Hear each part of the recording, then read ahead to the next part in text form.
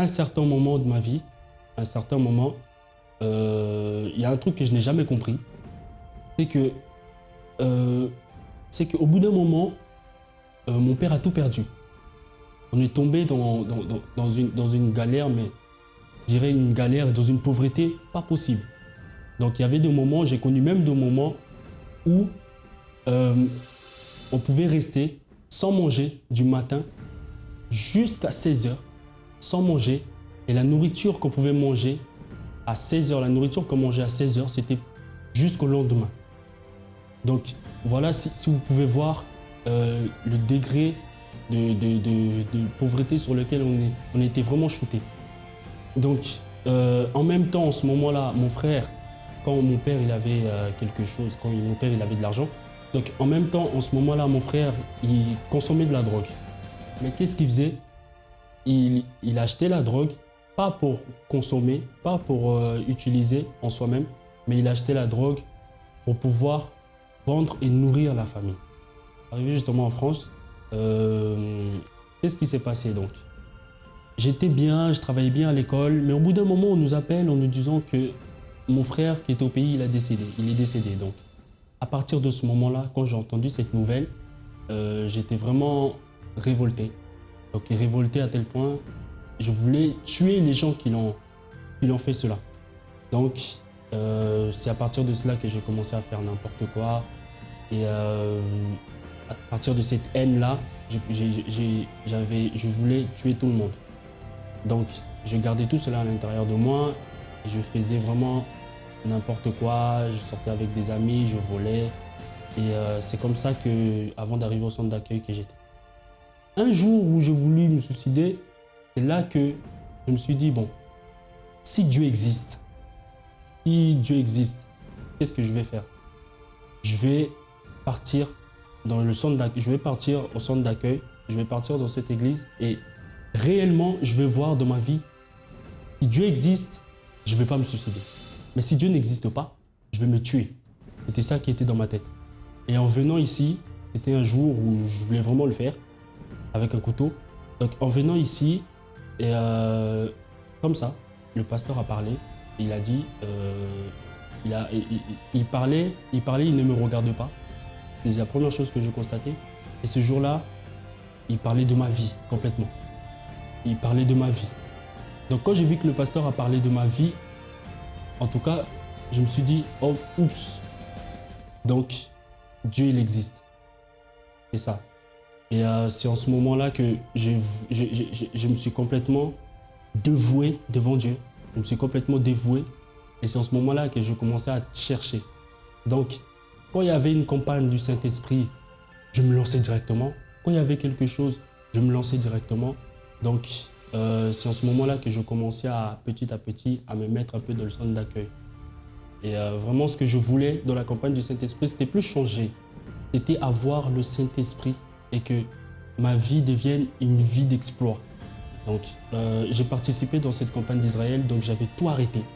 C'est-à-dire la musique, les audiovisuels, la musique, tout.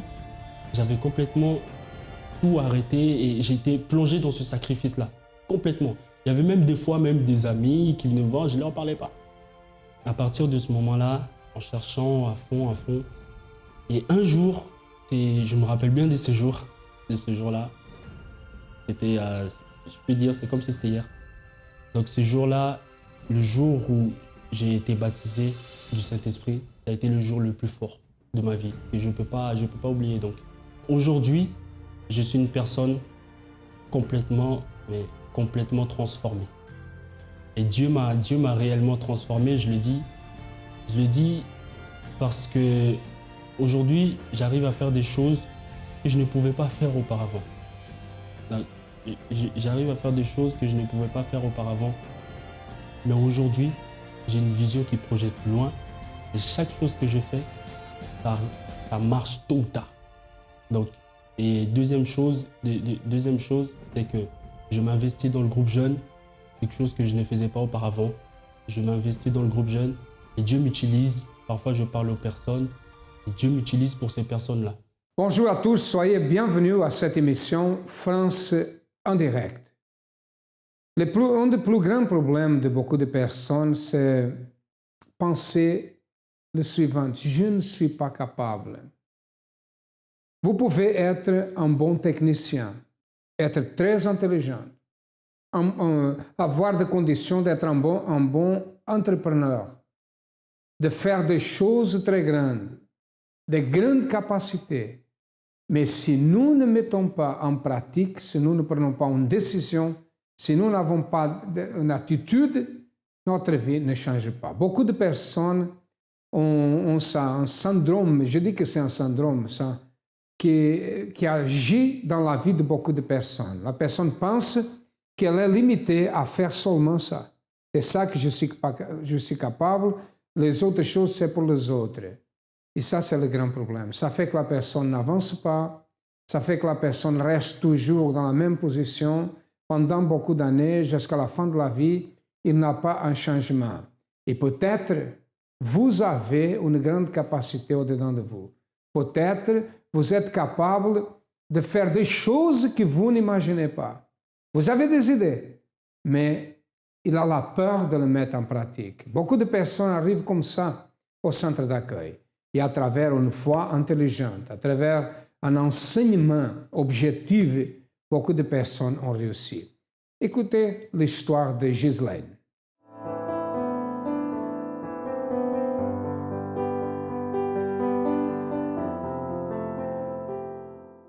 Donc j'avais 3 entreprises qui étaient créées. Une qui fonctionnait bien, donc c'est moi-même qui me donnais, c'était une entreprise individuelle. Et une autre entreprise qui était en cours de développement, mais je n'arrivais pas à m'investir là-dessus. Et une autre qui encore individuelle, mais que je préférais à celle que je pratiquais. Et donc je n'arrivais pas vraiment à développer. Parce que l'autre activité que j'avais me prenait trop de temps et me fatiguait beaucoup. Donc j'étais obligée de donner, de répondre à la demande parce que c'était une activité où en fait on a des obligations vis-à-vis des autres toujours et qu'on ne peut pas, une fois qu'on s'est engagé, on ne peut pas désister.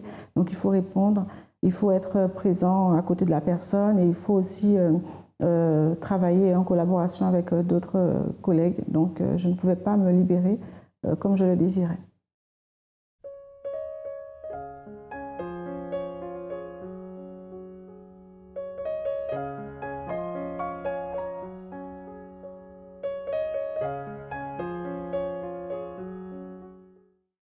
Dès l'enfance, j'ai compris qu'il y avait des problèmes chez moi, dans ma famille, ce qui me rendait très triste. Je faisais que pleurer tout le temps. Et aussi, j'ai commencé à avoir des crises d'angoisse. Parce que plus j'avançais dans l'âge, plus je voyais que les problèmes étaient graves, que mes parents ils commençaient à se séparer et que chez moi, ça n'allait pas. Même niveau financier, on avait beaucoup de problèmes. Et donc, du coup, j'ai commencé à être dépressive. J'ai commencé à chercher des solutions dans les psychologues au début. Et au bout d'un moment, j'ai trouvé un psychologue qui m'a dit que je pouvais venir et suivre une thérapie avec lui. Donc j'étais suivie par 3 psychologues une fois par semaine. À cette époque-là, j'avais 16 ans.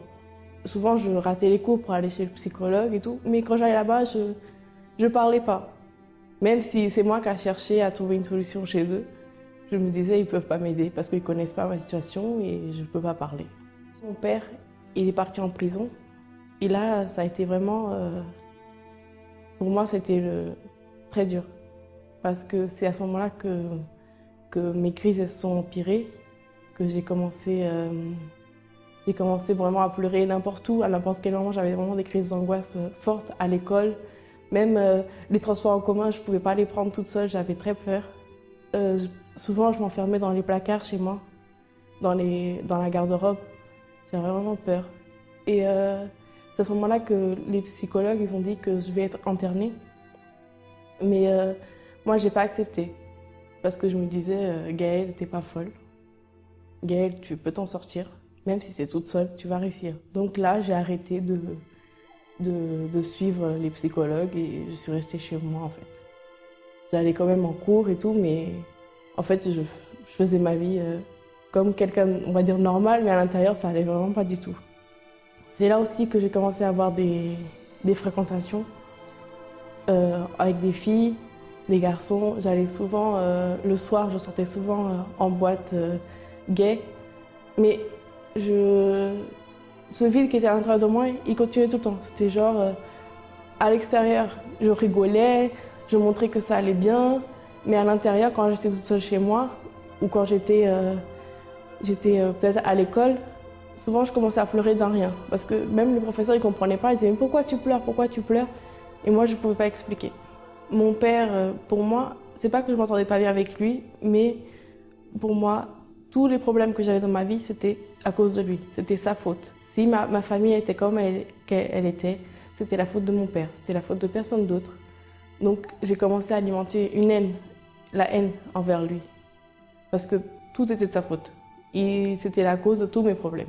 J'allais toujours dans la boîte gay pour combler un vide qu'il y avait à l'intérieur de moi. C'est pas que je me cherchais, mais je voulais trouver une solution à mon problème. Et c'est à ce moment-là qu'on m'a invité à venir à l'église.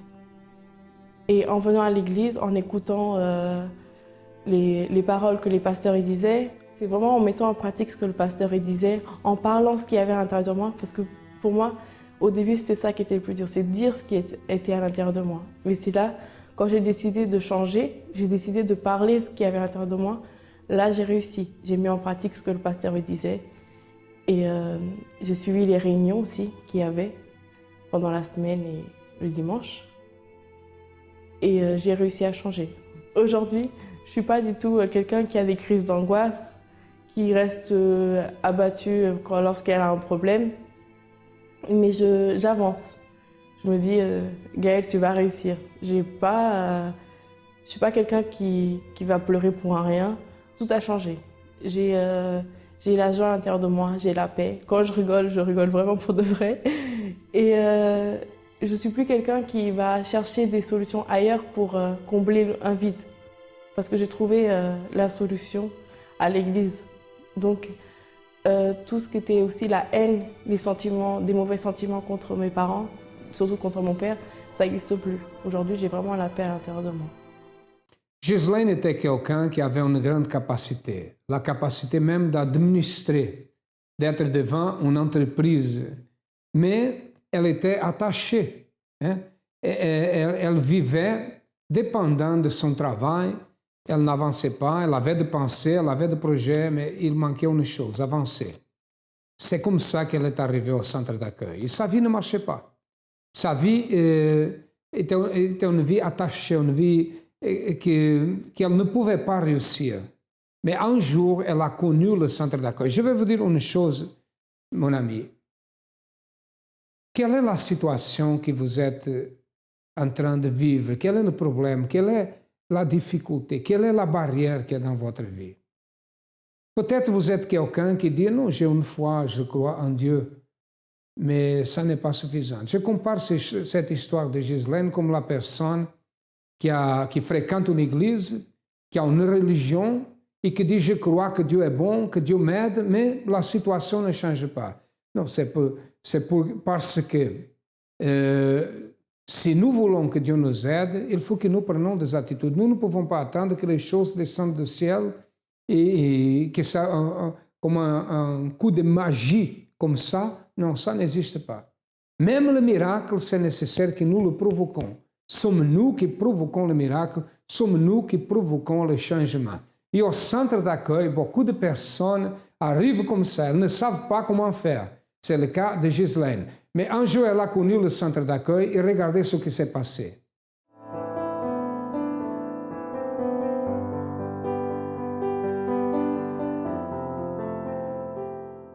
Donc, cette activité, je l'avais commencée maintenant, ça fait, donc c'était fin 2008, donc ça faisait 5 ans bientôt. Et donc, du coup, j'ai beaucoup réfléchi avant de quitter cette activité parce qu'elle me permettait de bien gagner ma vie.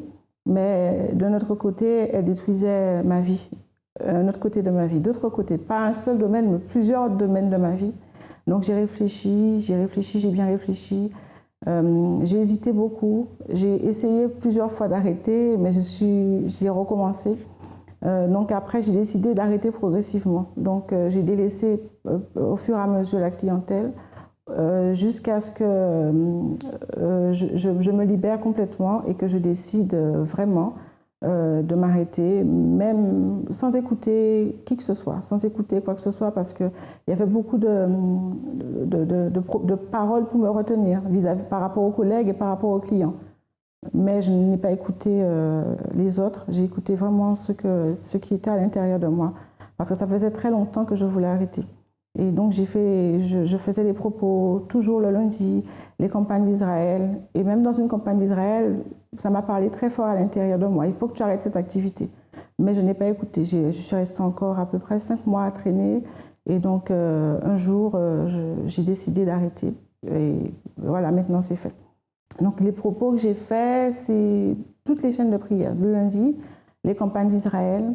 Et dernièrement, le propos de la multiplication. Je me suis donnée vraiment à fond. J'ai mis toute ma foi en Dieu, sur l'autel pour pouvoir réaliser mon projet, parce que je savais, j'ai bien compris que moi, je ne pouvais pas réaliser toute seule.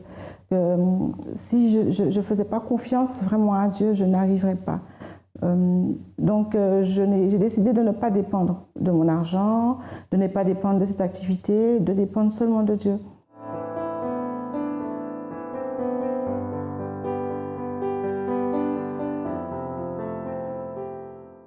Avant de venir, j'étais avec ma famille. J'étais avec ma famille au pays. Je suis arrivée ici en 2002 et j'étais hébergée par ma tante. Donc c'est par elle que j'ai connu le centre d'accueil. Mais de ma famille, en fait, il y avait beaucoup de problèmes puisque mon père était dans l'occultisme, dans la Rose-Croix. Et donc pour ceux qui connaissent, c'est une secte où les gens sont parfois amenés à faire des sacrifices humains, soit pour une position sociale, soit pour acquérir des biens. Et donc mon père a commencé dès l'université, dans la secte, et au fur et à mesure, on demandait toujours plus.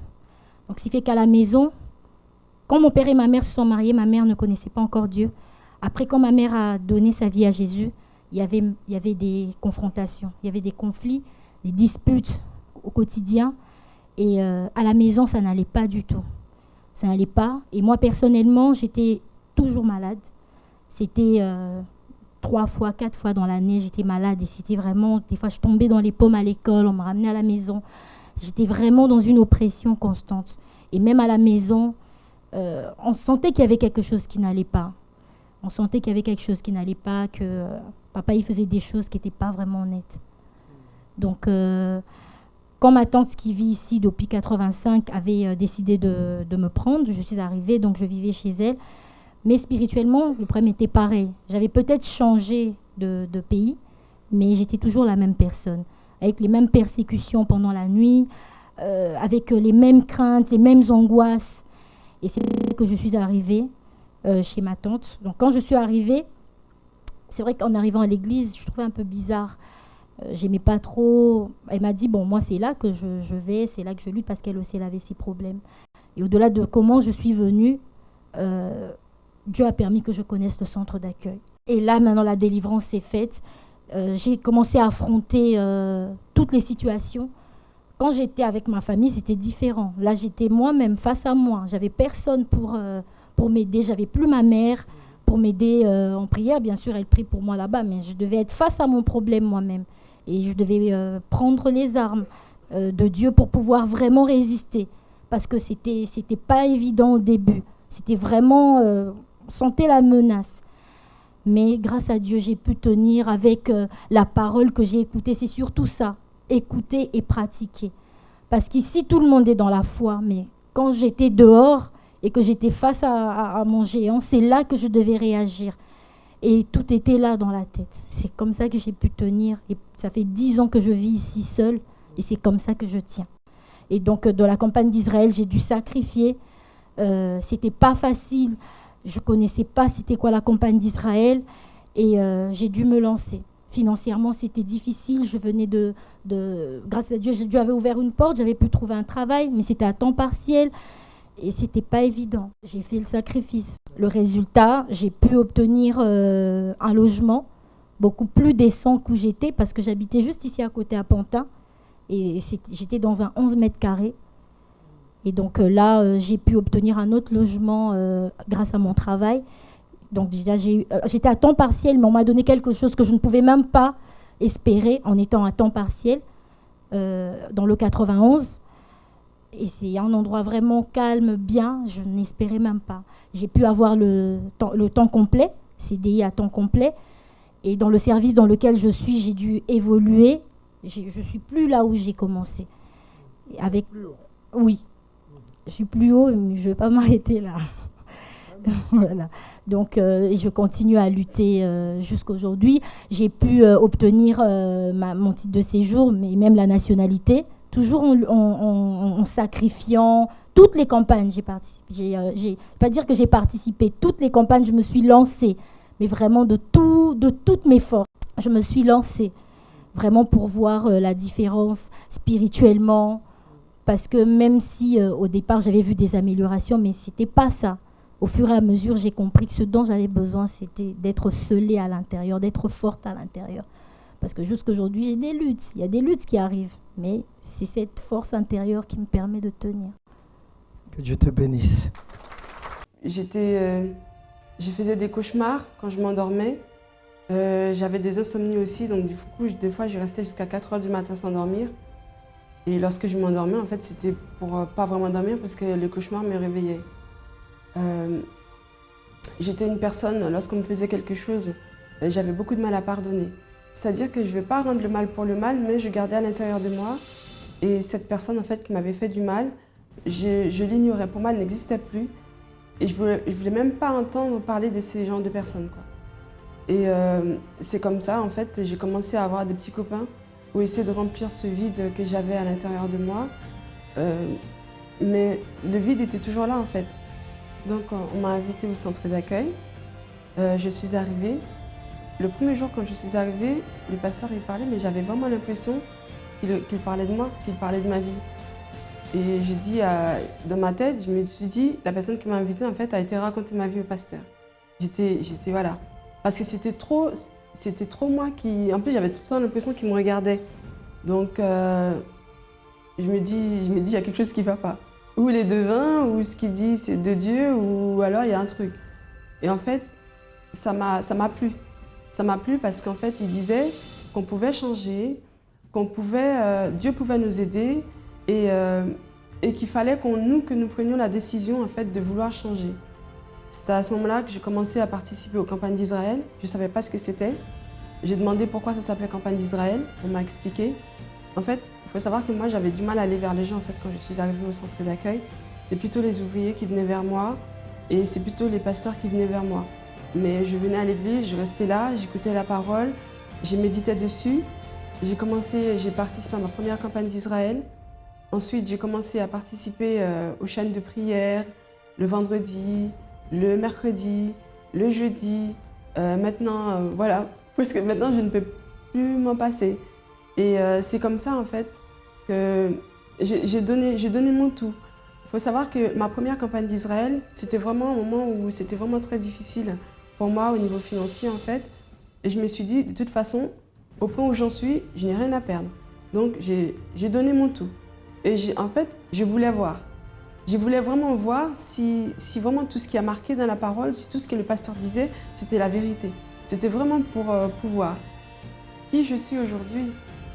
Je suis une personne transformée. Je suis une personne nouvelle, on va dire. Et je suis une personne sereine. Je ne fais plus de cauchemars. Je ne suis plus triste à l'intérieur de moi. Même quand je suis seule, si je suis seule, j'écoute de la musique. Je vais sur le site du centre d'accueil, je regarde les messages, je fais des commentaires. Je suis sereine. Mais je me suis complètement dépouillée de tout ce que j'étais avant. Cette personne que j'aimais pas, cette personne qui ne valait rien, aujourd'hui, elle est nouvelle, elle est renouvelée, on va dire. Elle s'est dépouillée de toutes ces mauvaises choses, de tous ces vices. Et c'est la personne que je suis aujourd'hui. Et je suis trop fière que le Seigneur Jésus m'ait choisie, parce qu'il m'a choisie. Aujourd'hui, ma vie, c'est pour Dieu. Ma vie, je l'ai déposée à l'autel au moment où j'ai compris que C'était lui en fait qui donnait la vie éternelle. Ma vie, je l'ai déposée sur l'autel et je me souviens que j'avais dit, quand je suis arrivée, j'étais tellement pas bien. J'étais devant l'autel, j'ai dit, mon Dieu, ma vie, de toute façon, pour moi, elle ne vaut rien. Si tu arrives à en faire quelque chose, si tu arrives à en tirer quelque chose, tu n'as qu'à la garder. Voilà, c'était ce vœu-là que j'avais fait devant l'autel. Et aujourd'hui, je le sais. Je sais, c'est une assurance, voilà. Je sais que ma vie est entre les mains de Dieu et je suis une personne heureuse.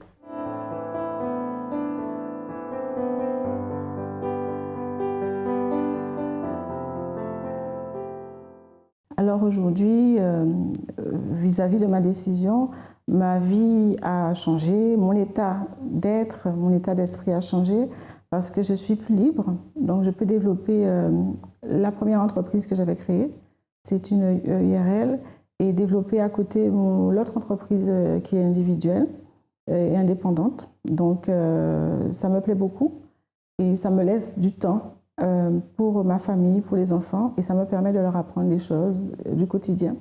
Ça me permet aussi de prendre soin de moi, plus soin de moi, de prendre du temps pour moi-même, pour les autres domaines de ma vie, pour le développement complet.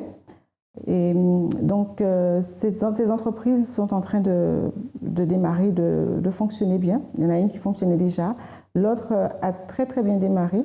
J'ai beaucoup de demandes en contrat et plus ça va, plus les contrats sont grands, plus ce sont des contrats qui vont me rapporter suffisamment pour vivre. Donc je me rends compte que Dieu a vraiment ouvert les portes pour moi, même si c'était difficile au début parce que c'était pas facile, vu que j'ai laissé vraiment ce que j'avais pour vivre, tout ce que j'avais pour vivre, et que j'ai décidé de sacrifier tout pour ma vie et pour Dieu, pour ma famille. Maintenant, je me rends compte que ça vaut le coup de faire confiance à Dieu et j'ai la foi et l'assurance que les choses vont se développer de plus en plus. Donc je pourrais faire encore autre chose.